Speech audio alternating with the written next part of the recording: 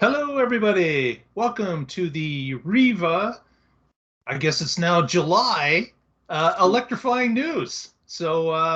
We are joined by my two regular co-hosts. We have Mr. Eric Stevens in the Listowel area. How are you today, sir? I'm fantastic, Mark. Good to hear it. Good. Any snow in Listowel today?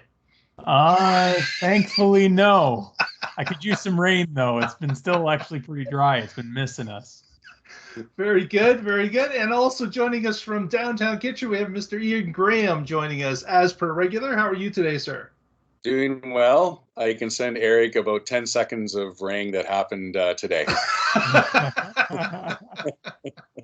It's been a weird day of weather where it's like sunny out and then the gray clouds come in like, okay, we got a huge storm coming, and it comes down for 10 seconds and then the sun's back out and we're back to sun now. It's like, oh, okay, well, I guess, that was a false alarm.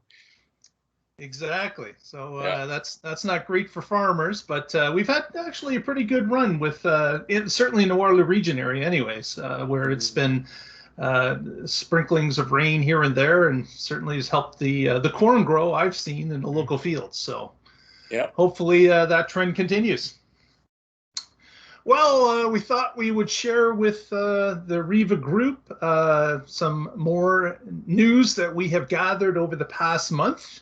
And with that, I'll get Ian to start up our visualization deck, and we can get going. All right. And my apologies for not going to the next slide here for some reason. We are experiencing technical difficulties. Yeah. Stay on the line. All right, let's try this one more time. There we go. There we go. All right. Yeah, so this article comes to us about the new initiative by the federal Liberals here in Canada, wanting to get us with all new electric vehicles by 2035 for light-duty trucks sold in Canada, as well as cars. Previously, we had a target of 2040. And of course, we had not been on a path to get there. This is something new where they're trying to push the agenda further, although there's not a lot of more incentives built into this plan as of yet. So although the title looks fabulous, getting us there by 2035 to meet our goals, realistically, based on the past performance of especially Canada's largest province of Ontario, where we all reside, this number is suspect. I don't want to be negative here, but not sure if this is realistic based on the past track record that we've seen from the car buying public. I wanted to talk to you guys about whether or not you thought there was kind of a weird statement to be made by the Liberal government, outlining that they want to speed up this transition to electric vehicles, but yet we've really got no more teeth into this measure to really make it happen. Personally, I think it's doable, and the reason why I say that is, there's a lot of talk that there's a lot of new EVs coming out over the next multiple years. Most of the major OEMs are on board, launching many different kinds of electric vehicles in many different segments. And there's a lot of talk that by 2025 that EVs will have cost parity with gas vehicles by then. So the question is to get people to convert to EVs by 2025, will you really need incentives at that point? And that gives us another 10 years after that for new and better technology to come out by 2035. So I think 2035 is certainly an achievable target, especially for cars and light duty trucks. I think that's achievable. And I think that the number got reduced largely because they've seen the acceleration in the technology and things in that regards. And a lot of the investments made by the government, though there hasn't been an increase in electric vehicle incentives, they have certainly been pumping a lot of extra money into charging infrastructure. So I think we're going to see, the expansion of infrastructure to help encourage people to get into electric vehicles as well too, and see that as more plausible for their usage case. Mm-hmm. Certainly, go ahead, Ian. Oh, I was just going to say, like Eric made the point that I was thinking of as well about the gas parity by 2025. I honestly believe that is a very realistic potential of that happening. Just the way that the technology is going. And the big thing, I think, also Canada is looking around the world. So, we see France, United Kingdom, and Germany are, they're seeing a huge increase in their electric vehicles. Norway, of course, has got a huge percentage of electric vehicles, and that was with incentives. And I think Canada is getting pressured to, do something that is comparable to what these other countries are doing. The other thing is the incentive aspect of it. If we get gas parity, Eric, is right again about, if we get gas parity 2025, what do you need the incentives for? And I really question how many people in 2030 are really going to be buying a gas vehicle anyways, knowing that in 5 years, that vehicle is pretty much worth nothing. So originally when I saw 2035, I was like, come on, you guys, let's do 2030. And I kind of forgot, the previous target was 2040, but it was pointed out to me that I think this actually could happen a lot sooner than later, because anyone looking at a car at 2030, how many electric vehicles are going to be on the market with, options from different companies, and also where's our technology going to be at that time? I think we're going to be seeing this isn't going to be a problem, and at that point, I don't even know if that incentives are even going to be needed.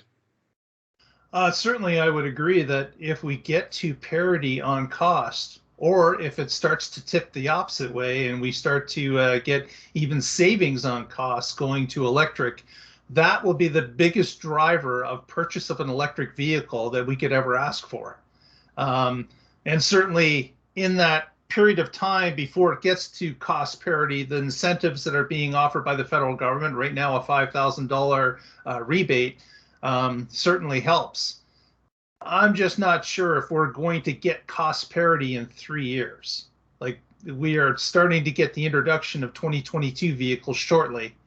3 years to get to cost parity, I'm thinking it's going to be a little bit longer. But even if it is an extra year or two to get to that cost parity, you're right, there's going to be a bit of an S curve when it actually hits. And we will have a greater adoption of vehicles than before.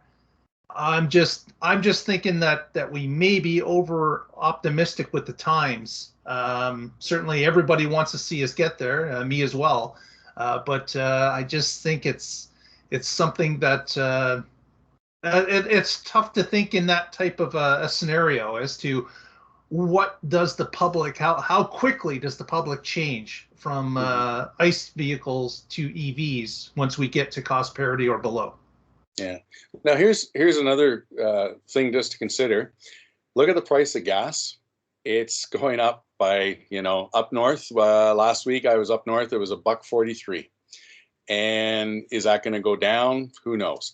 And every year as it goes on, is it just going to keep going up? That's the other thing too, where the price parity might also come into play.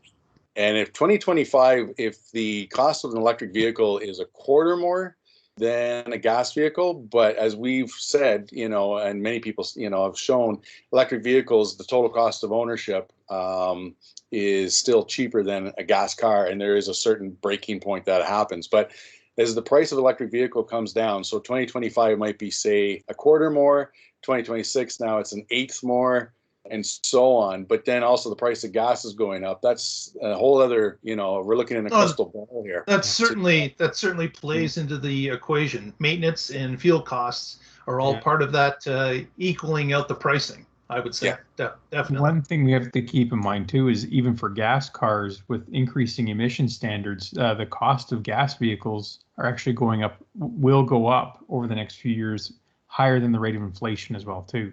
So we're going to see gas cars get ever more expensive while EVs will get cheaper as well too. So the curves will meet at some point. And there is a lot of car companies today, there's the current generation of batteries, but it seems like the 2024 to 2026 timeframe, there's a lot of technologies that are in labs today going through life testing on a very large scale that are planned for production in that timeframe that look very promising.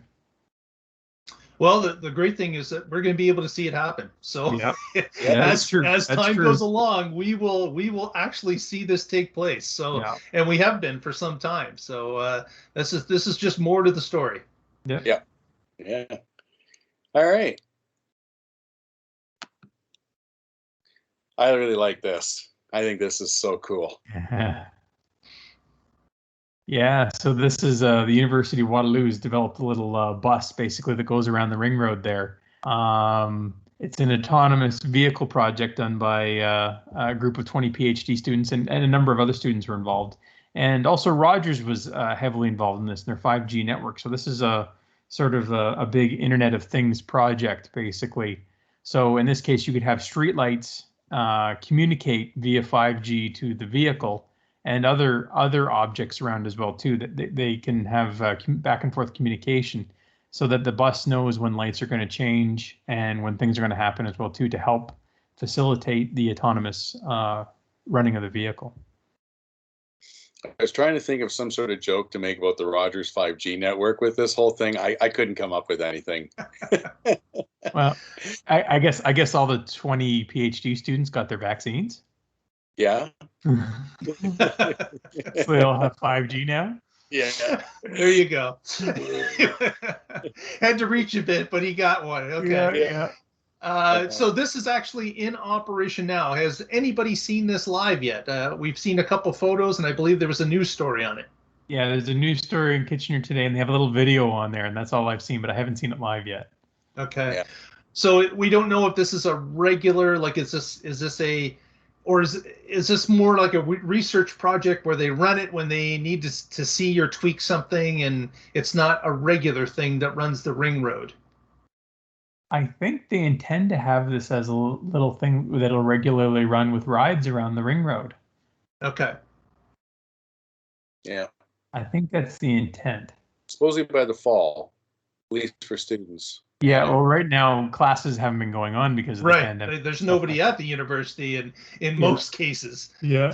So maybe it will be a fall thing where it gets a little bit more regular. But if you out there have seen this in operation, please leave us a note in the comments area and let us know your experience.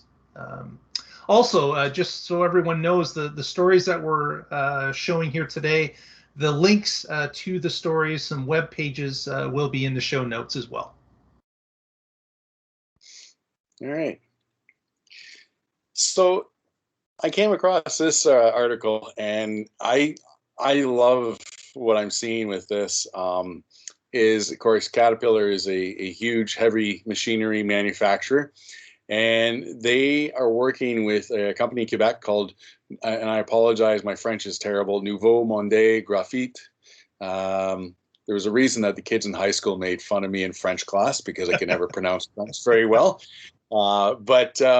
Anyways, this Quebec company has asked Caterpillar to build a machine for their mining, and they have the mine Matawini mine. Again, I apologize how that's pronounced, to do it as a test site. And the big thing, of course, that they're showing here is that there's going to be a significant reduction in the cost of ownership and fueling costs. And again, back to, we know with electric vehicles that it costs so much less to actually fuel our cars.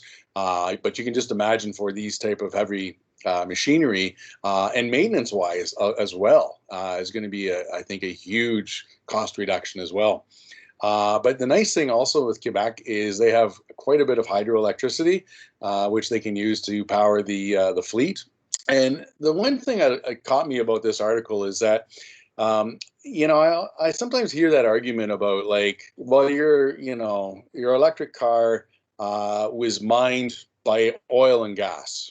And I'm not saying they're wrong. In many respects, the materials that we're getting to a certain point, yeah, oil and gas was part of that. But I find it interesting that this transition going to heavy machinery and making it electrified is just kind of another sort of step forward in saying like, okay, we used oil and gas to get to this point, but now we've gotten the technology to the point that we can now incorporate it into what was oil and gas and change it. So I'm really curious to see how this is going to turn out.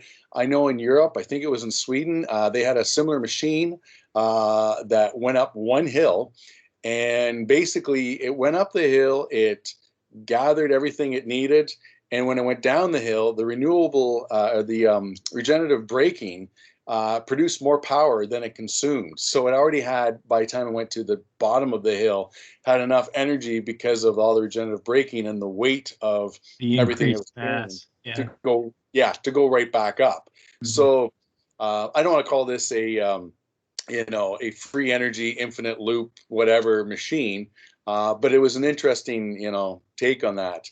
So I think, if this is, I'm pretty sure this will be a success. And once the, more companies see this type of thing and the proof of concept, we're going to see another transition that way with mining as well, and to the electrification of it.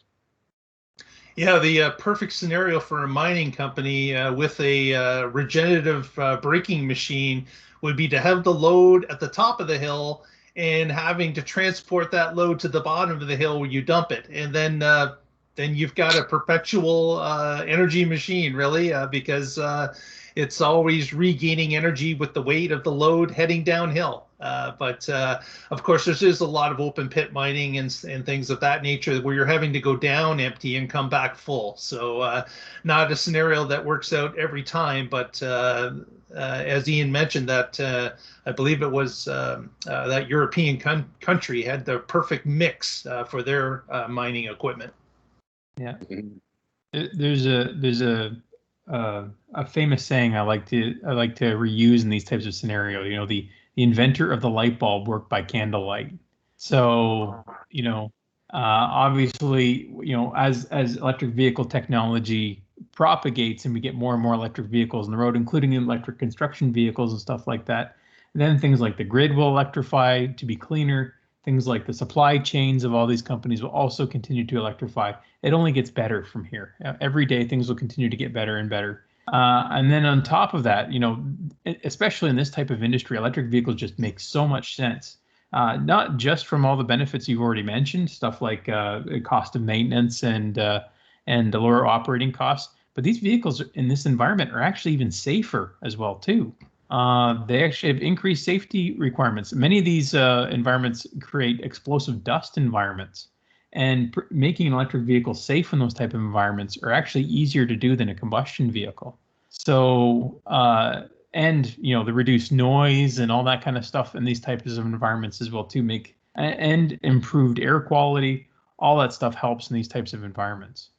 I can see the drivers having a lot of fun with this too when they start the acceleration with a big machine like that. That might actually make it more dangerous, but I have to put a limiter on it.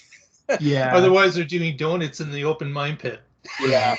and they'll probably software programs from torque smoothing into this as well too. So. But it's funny. History repeats itself, right? The inventor of the light bulb worked by candlelight, and in many respects, it's just it's totally true with everything. We had to use the technology of the time to make the technology of the future. The light bulb also, I think, what was it, 1,000 times before he got the filament right? I think 1,000 different experiments before he finally got the filament right. Yeah, it wouldn't surprise me. Yeah. So, but I think it's going to be really interesting to see how this all works out for them. And I think, and also too, I didn't know that about the mining, the dust aspect of it. I'm thinking even for the workers already that are working in that type of environment, it's got to be a little bit affecting on their health as well. So this would be one less thing that they would have to worry about too, with diesel emissions and that. Yeah. All right. This is Next, exciting. yes, Electrify Canada has announced that it's expanding its network. It already has a partial network built in Canada, as well as, of course, its a big brother company, Electrify America, in the United States. But Canada has announced that it's expanding, and it plans to triple its charging locations by 2025. So in 3 short years, they hope to have all provinces covered and have, of course, a route through all of Canada from east to west. And they talk about their charging speeds. The equipment itself will be able, like their current equipment, charge somewhere between 150 kilowatts and 350 kilowatts. There will be different charging stations that enable different vehicles that charge at higher rates of speed to be enabled on the network and charge at each location. So multiple different stations or multiple different charging stations at a location, which is how it's set up currently, will continue. So this is just an expansion. And again, Eric had mentioned about how things have, the federal government has put in grants and abilities for charging to increase. This is just another piece of the puzzle where we've got a company that's aimed at putting these charging stations on the roadways that we use to travel between cities, between provinces, between the country. And this is good news.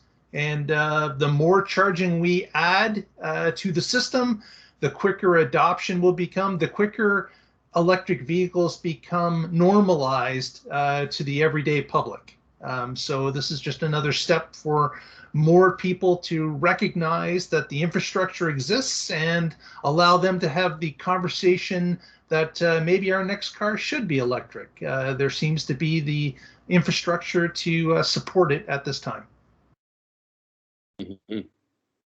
Yeah, this is a great expansion. It's good to see another network expanding to go across country in Canada.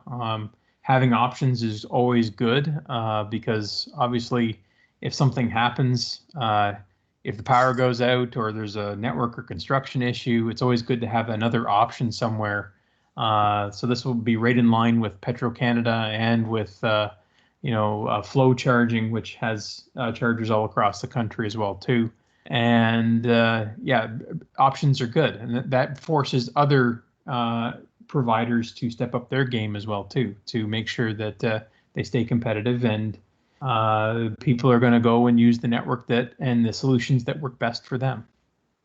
And if we want to talk about numbers, Electrify Canada had indicated that this equates to about 100 new charging locations with 500 chargers over the next 4.5 years. So that's the numbers that they're talking about, expanding the current network. Just back to our first slide that we had in regards to the 2035, getting cars electrified by that point. I think this is just another piece of that puzzle that will make things that much quicker into the adaptation of electric vehicles. I still to this day hear people concerned and worried about range anxiety and where do I charge, and of course you get some pretty crazy scenarios that they make up, which 99% of us would never ever be in that situation. But that being said, I have also seen where somebody made a point about Thompson, Manitoba. And so when you go from Winnipeg north, they were showing that there was one level 2 charger halfway, and that charger was not always on, working the best that it could be. So it's interesting, like we're doing the Trans-Canada, can see that, but it'd be interesting to see if when they're going to start putting a little bit more out of the way places, you know, different parts of Quebec, and also too, for that matter, BC, up to Northwest Territories, and then for that matter, Yukon, but then from that point also then to Alaska. I think that it'll come. Yeah. But the priority is, you know, is more the southern part of our provinces is 90% of our population. So that makes the most sense for right now. Yeah, you have to build the trunk before you can get to the branches. Right. But yeah, the branches will come, and of course, there's infrastructure challenges with that as well too. You know, you can't putting a 350 kilowatt charger in Thompson, Manitoba might not be feasible. That might be more power than the entire town can put out. But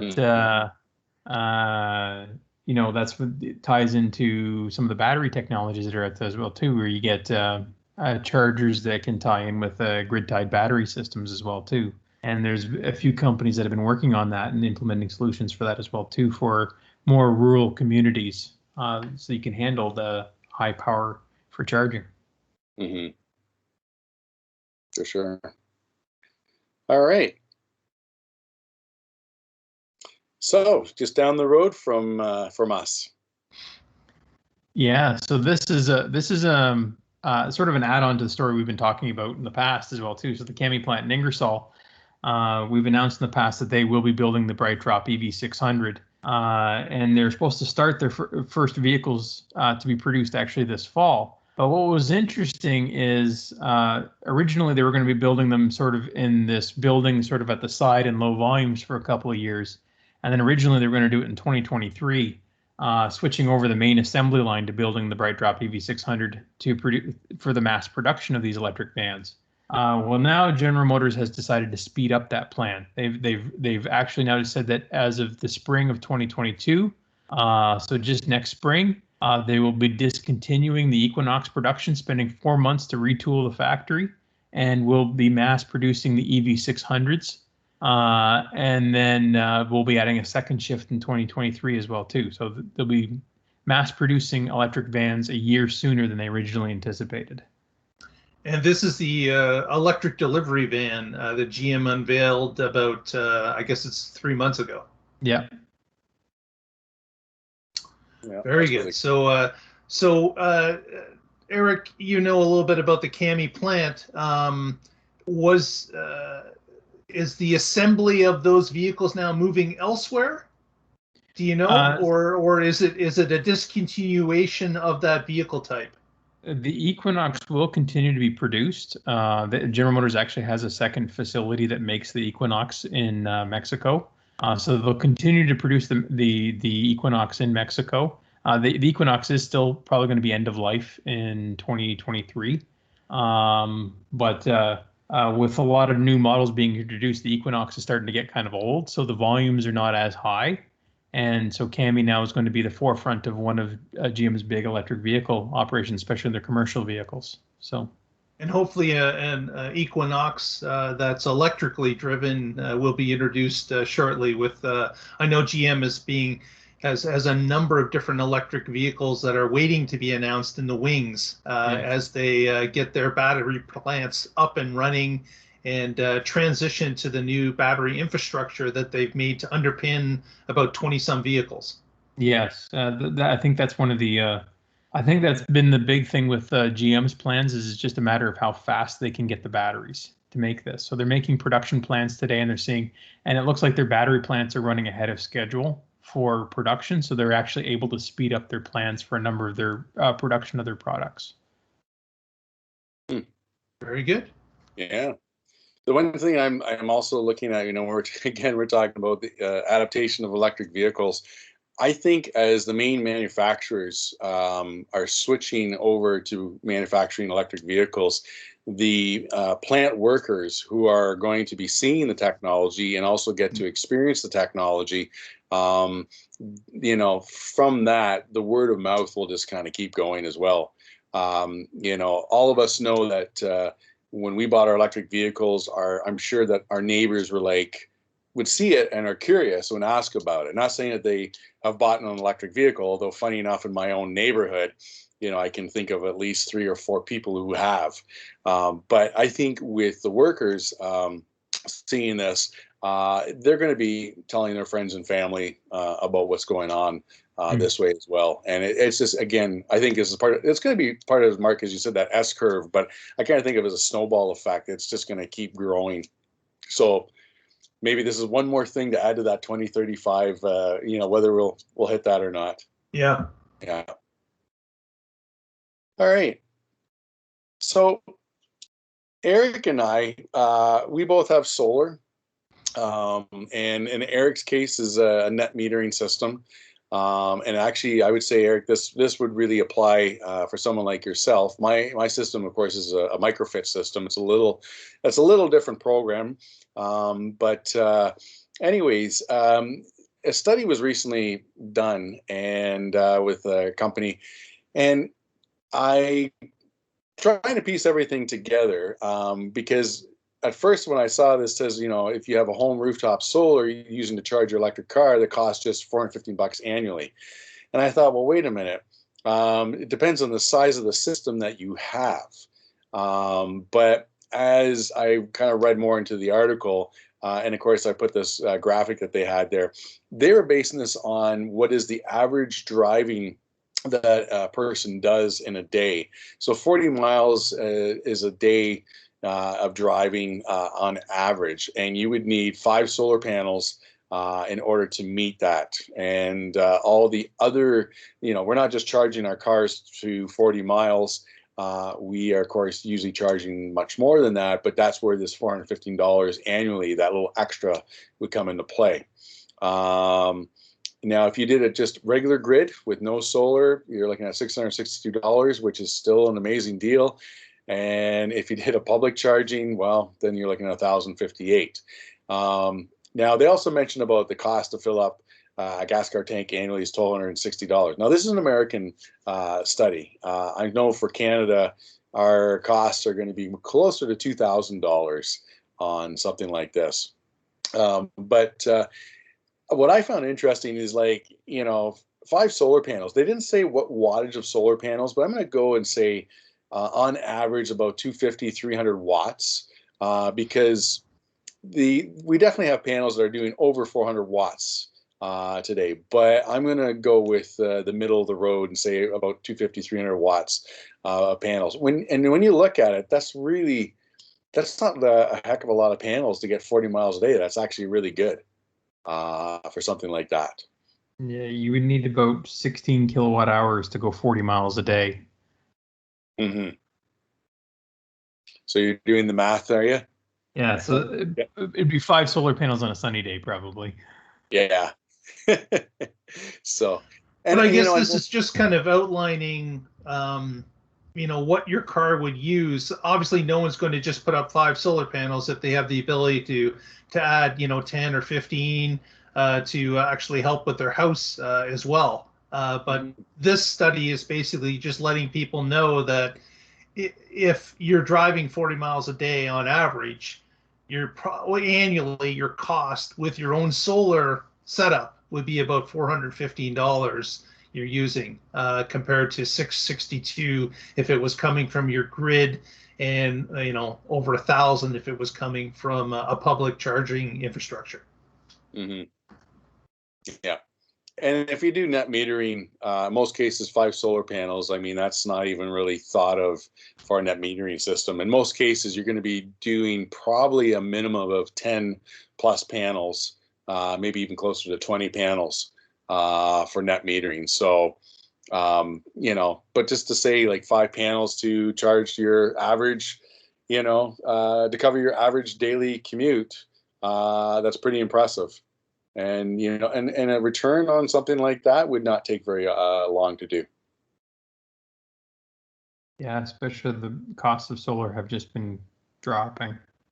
Yeah. Yeah, wattages keep going up on those panels and costs keep dropping. So, I even hear about people that they're talking about over-solaring their roofs because the panels have come down so much to have a number of, say, west-facing panels to supplement solar energy in the afternoon becomes part of the equation, because the prices of the panels continue to drop. Yeah. Yeah, that's so true, because we think of solar panels having to always be facing south. And I would say the majority of the time, like the majority of the panels, yeah, you want them to be facing south. So if you broke it down into like 50% of your panels are facing south, and then 25% on east and 25% on west, especially in the summertime, you're going to be capturing that much more energy with both of those sides. And, like you say, the cost of the panels are, ridiculously cheap now. And a lot more powerful compared to, what I put up 10 years ago. So, yeah. It all ties in. You buy an electric car, then you want solar. You buy solar, you want electric car. It all ties in. And make it your own fuel. Yep, pretty much. And of course, like with Eric's home, you've got the heat pump. And that's just, again, one more thing, like you're tying all that stuff in. And interesting enough, I just saw last week, talking about heat pumps, companies come out with a heat pump that does not need the compressor outside. Everything's built in within the unit itself that you can put in the house. Wow. Yeah. So it's, again, we're back to that technology is changing again on that. Okay. So I see this, and funny enough, another EV meeting that I was at this week, and somebody brought up like, oh, here we go, New Brunswick now, another province has got another province has introduced a provincial rebate, $5,000 on a new vehicle, and actually a $2,500 rebate on a used vehicle. Yep. So New Brunswick has added this to their repertoire recently.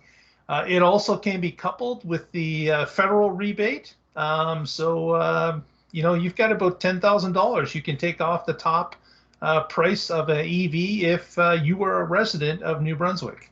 So they're hoping, of course, to spur on additional EV purchases. They certainly would like a jump in that, and with a $10,000 rebate, I can definitely see it happen. We saw it happen in Quebec, we saw it happen in British Columbia, and a little while ago we saw it happen in Ontario. So this certainly will spur people to think about it more seriously. And as New Brunswick points out, as is with the rest of Canada, the emissions from the province, approximately 30% of that comes from the transportation sector. So they're looking to pick the lowest fruit on the tree and help them reduce emissions by offering this. So now we've got, man, how many provinces now are offering it? It's basically half of Canada. Yep. That have some sort of a provincial rebate. As well, of course, federally, everyone gets a $5,000 rebate. But it's great to have another province on board doing this and spurring the growth of electric vehicles. So as you can see from the title, their goal is to put 20,000 vehicles on EVs on the road by 2030. So within 8 years. So we look at this, and what do you think is going to happen with Ontario? I think we're going to have to wait a little while. I don't think the current government, I believe, has picked their path, and their path is to give companies rebates in order to build or produce parts for electric vehicles. So I think Ontario has picked their poison, and I don't believe the PC party is going to change their way, certainly during this term. And possibly even if they get elected again, they most likely will follow the same path. Yeah, we'll see what happens after the next election. Basically, is what we're looking at. Yeah. I think we'll just have to pool our money together and buy a house there and register as principal residence and buy a car out there. There you go. I don't know. The way real estate's working right now, Ian, I could probably sell my house here and go retire out in New Brunswick right now. Retire in my 40s. Well, then I'm going to virtually rent a room from you, Eric, and pick up residency in New Brunswick. Yeah. I do know of people who have sold and moved to New Brunswick, Nova Scotia, and now Newfoundland.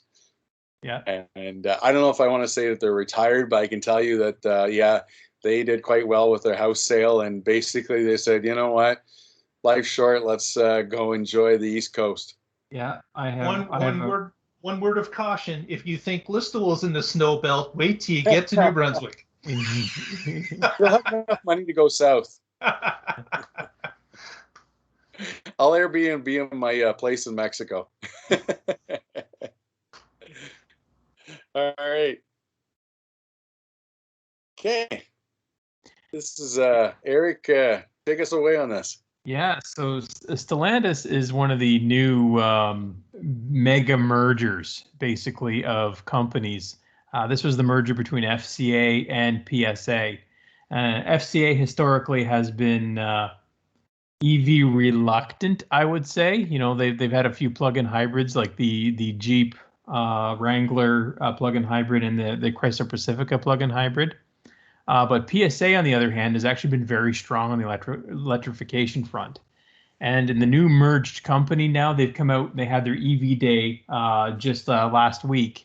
And it was a big presentation showing that they're making a heavy investment into electric vehicles. They're coming with 4 new full battery electric platforms. 3 of them are unibody-based car platforms, and 1 of them is a frame-based for trucks. And what's interesting is they're banking heavily on range. So they're saying that their STLA small platform will have ranges up to 500 kilometers. STLA medium ranges up to 700 kilometers. And then their STLA large and frame will have ranges up to 800 kilometers for their EV vehicles. And yeah, so and they're saying that they will be able to produce per platform up to 2 million vehicles per platform. So they're really pushing big scale here, using 2 different battery technologies, and it's a fundamental shift. And they're saying by 2026 they will have an EV version for every vehicle and in every segment. And they're also saying by 2026 that they will have cost parity on EVs and gas vehicles. So it's good to see that a company that, you know, FCA, for example, historically has been, I don't want to say anti-EV, but hesitant on EVs. And now that they're in this new merged Stellantis, now they see the writing on the wall, and they are now making the big investments needed to get into the market. Eric, would you say that the hesitancy of EVs has been because of the technology? When they did look at it, it wasn't at an area that they felt was feasible, but with the technology today and where they see the future, make it go, okay, this is now going to be cost effective for us to do this? I think that's certainly part of it. I think that's part of it. And I think part of it is FCA was a company that was very heavy US based. If you look at their demographic for their market, they're heavily truck and Dodge based. Though I gotta say, I do like Dodge's new catchphrase, which is tear up the streets, not the environment. So I like that. Yeah. Yeah. And it'll be, like you said, that those ranges are awfully high. That typically means a lot of batteries, and with it comes a lot of weight. So that's going to be interesting to see if they can come up with those type of numbers. Yeah, looking at their battery sizes, I presume that's the upper end of each of the platforms. It looks like they're going to be offering options all throughout their ranges. Like their small platform will have batteries all the way from 37 kilowatt hours up to 82. So the 82 is probably your 500 kilometers of range. And then your frame, which is your truck, they're saying 159 kilowatt hours to over 200 kilowatt hours. Wow. So certainly the trucks are going to have big batteries, but Yeah, it looks like they're going to be offering, battery sizes all the way from 37 all the way up to well over 200. And during their Battery Day presentation, did they announce or indicate as to what the first vehicle that from this grouping is going to be to hit the market, or did they stray away from that? They didn't specifically say. Well, they announced a few vehicles and they announced a timeline. So it sounds like there's actually going to be about 4 or 5 vehicles that hit the market around the same time in 2024. One of them is going to be like a Chrysler SUV. There's going to be an electric Ram, and there's also going to be a number of vehicles in Europe under Opel and under Peugeot as well too, using this platform. And there's also going to be a Dodge high performance vehicle. The Charger Electric. Yeah. It's going to be interesting with that truck when you say 200 kilowatts potential of battery, because by 2026, does that mean that are they going to, so to speak, shrink the battery as well in terms of weight, size, all that type of stuff? Because between now and 2026, what's the technology going to be at? So the current battery that's 150 kilowatts, and now they can say like, well, yeah, it's the same size and weight, but it's 200 kilowatts now. So again, this is quite interesting for this company to come out and give an idea of what they're really looking to do in the future, especially when like you said, there was that hesitancy before. So I think the technology, they must be looking at something that way with the technology as well, and going like, yeah, there's a lot of potential here. Yeah. Especially with the trucks. And you know what, I do like that catchphrase. Yeah. With the rip up the streets, not the environment. Yeah. Tear up the streets. Yeah. I think that's awesome. All right. Speaking of things not to do.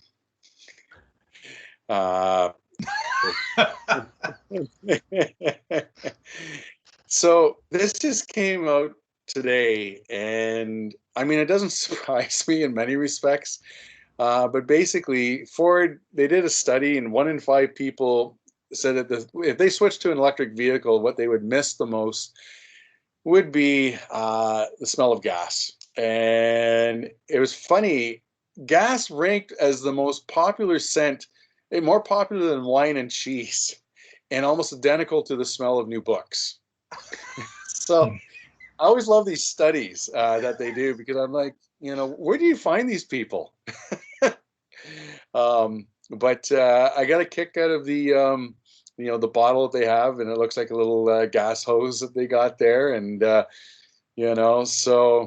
I don't know. This looks like, I'm sorry, but this looks like an April Fool's joke is what it looks like to me. I think we brought that up. Yeah. I suspect that the whole reason why they did this is because we're talking about it today. Yeah. I think that they wanted the reaction to go, man, this is crazy, and it was there just to people are now talking about it. So yeah, I don't know. Somehow the smell of that over a date, I just can't see the woman saying something like, "Oh, baby, like you're hot. You're like on fire. I better light you up." Just the whole smell of gas for the whole date. I just can't see it.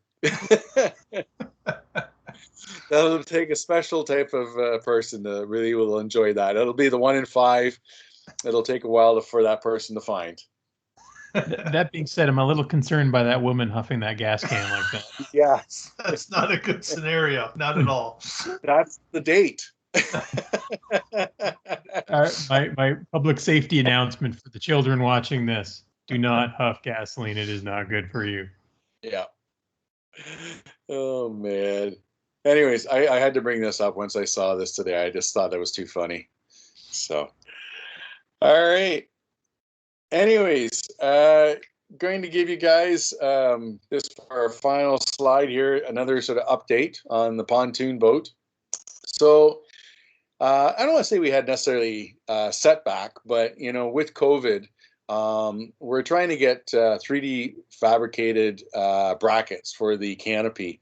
And of course, with COVID, it's made it a little difficult to get it fabricated, to find a company that can do it. You know, we just got a recent quote of 5 weeks, so we're hunting around. But we did hook up the motor to the batteries, and of course put these earmuffs or whatever the muffs they call on the motor, and ran it. And I'm kind of hoping, play this here.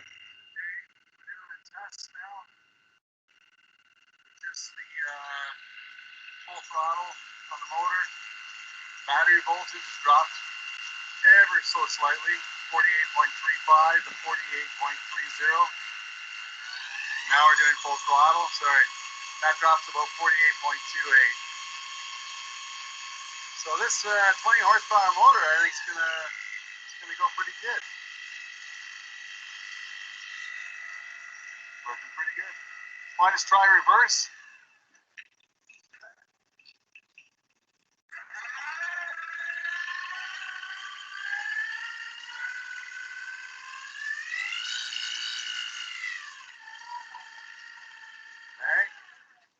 We're one step closer.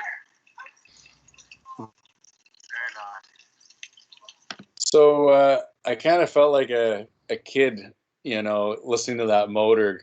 Reminded me of, like, the wind-up cars, Mhm. letting them kind of hearing the sound of it, And of course, that sound in the water, you'll hear a little bit, but most of that will be in the water. But it's blowing me away what I think this thing's going to do for pushing a 21-foot pontoon boat. For 20 horsepower, it looks to me like it's got quite a bit of power there. And the other thing too is, we mentioned in this podcast as well about 5 solar panels to charge 40 miles for a Tesla Model 3. I figured for 3 panels for a pontoon boat, I should get at least 25, 30 miles, and I'll if I go down through Georgian Bay and everything else, I might hit New York by Christmas time.